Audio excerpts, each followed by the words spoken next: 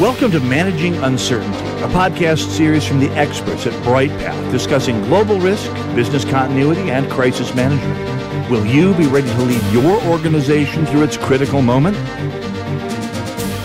My first one-on-one with the CEO at our former employer.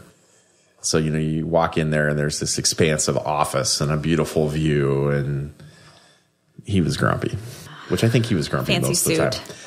Fancy suit. But anyway, we sit down and we do the nicety thing, and we'd known each other from some previous roles that I was in. But we get into this, he started the discussion about the reason I was there. And his first question was, I don't really understand this business continuity crap, and I don't understand why we need to invest money in it. And to this day, I don't know if that was game or if that was for real, but at the moment, it felt pretty real. There might be some realism in it. But he looks, and then he just looks at me. So here I am in the moment of truth, right? And we've talked, you hear about this situation all the time, the elevator speech, the coffee meeting where you have 5 minutes to talk about whatever. But this was real. This was real life. I had a grumpy CEO who basically just told me that 1/3 of my job responsibilities he didn't see any purpose in. And I looked at him and said, so, there was this labor issues in the port in Asia that was on the front page of the Wall Street Journal yesterday. He said, yes, I read that. I bet you didn't know that our principal competitor, who also gets 80% of their product from Asia, just like we do, has an exclusive deal with that port, that this labor strike didn't interfere with the loading of their containers on ships. I didn't know that. Well, wouldn't you like to be in that situation instead of them? Well, goddamn right I would. Well, we're not, because we didn't even know that. And then I walked through, here's the continuity, here's part of the continuity strategy is you got to look upstream to your supply chain, and, the ports are part of that, and blah, blah, blah, blah, blah. Yeah. And then we got onto more friendly conversation from there. But I think it was an eye-opening experience for me from the standpoint of the interaction, but I think it was an eye-opening experience for him because nobody had ever had this conversation with him before. So what we're getting at here is we get a lot of questions at Bryghtpath about how do I interact with executives? How do I sell my program? How do I sell my program? How do I get what I need? How do I help them understand the importance of what we're doing here and what's really needed to have a well-functioning business? And usually where this conversation starts with is, of course, as typical consultants, we use the Socratic method. And we turn this around into a question of, well, what have your interactions with executives looked like previous to this? And what we typically learn is one of two things. There isn't any, which is probably the most typical answer. Step one. Or I met with them and I, explained my credentials and why they should listen to me. And I just laugh and I'm like, well, that's not going to work. Because everyone has credentials at some level. Right. It doesn't matter. Right. And I think to some extent, while we believe in professional certification and we hold numerous professional certifications. We're not discrediting that. Not discrediting this at all. That is definitely more of a qualification to get you in the door to a job or a certain job. That's an HR discussion. Waving that at your CEO is not going to work. Right. If I had used that as, well, you need to listen to me because I'm a master business continuity professional, I probably would have been shown the door. Right. While that is a valid certification. Absolutely. That's great. Edit out Bryan slamming the coffee mug into the microphone. Well, that's important to have that certification and to understand that and the importance of that. It's not what's going to have that conversation with your CEO. That's not what's going to lead that discussion. So what happens at this level, I think important to think about is if you're the one having this discussion with your executives, your C-suite folks, then you are probably the lead subject matter expert and leader of your program. And he probably, or she, probably already knows that you have a certification or a master's degree or whatever. Hopefully you're on their radar screen in some way, shape, or form, in a positive way. But what we're really starting to look at here is this is the interface between the SME and the business leader, right? So you have to start this conversation before you even get to the conversation by understanding your business and how your business of business continuity or crisis management or crisis comms intersects with the strategic objectives of the organization that you're a part of. So what is your company trying to do? Where's your growth? What's the mission? What are the key initiatives? And where does your subject matter expertise fit into supporting those overall business objectives? Because that is the connection to your senior executives. And I think even beyond that, because every executive may have their own set of goals and objectives that align with the company's. Right. But understanding what that specific leader is looking for to reach what goals that they're looking for and understanding how you can fit in with that is going to help you as well. Right. Not just the big company, but that individual person. Right. But if you can't translate what your team does, what your program does, to that overall business strategy, it's probably not going to be a very good conversation for you. You have to really show the connectivity and understand how to speak the business language of your business in order to make those connection points. Because if you're talking about something crazy and you're in the nuts and bolts of your BC program and you're talking to your CEO or CFO or COO, I'm not sure that conversation is going to go well. So ultimately, what we're saying is do your research. Do your research. And be prepared, right? Right. I mean, you always want your program aligned against business objectives. Yes. So this should already be happening. But if not, then you really think about what that connectivity looks like.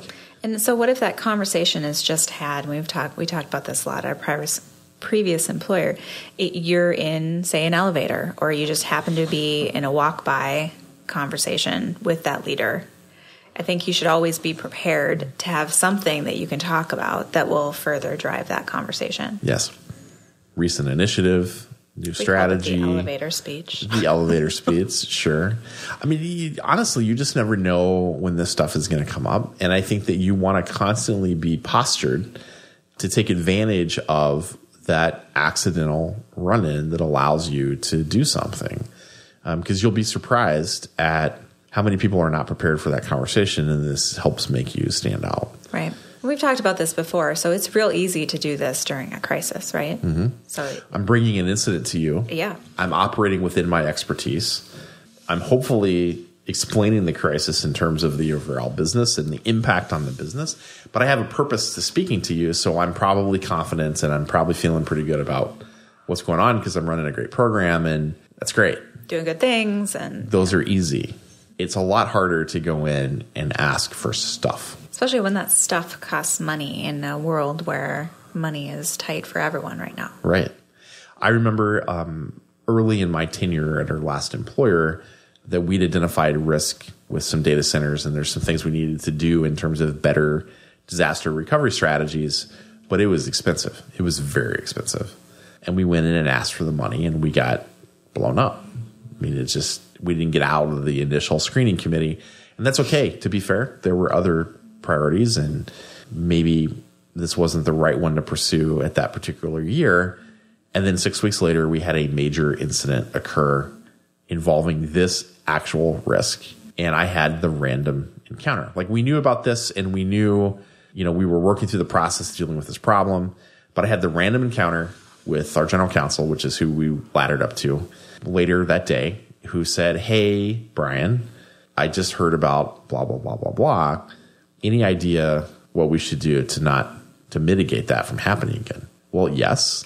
Here's what we had proposed that got shot down, and this was the cost, and, just real high level.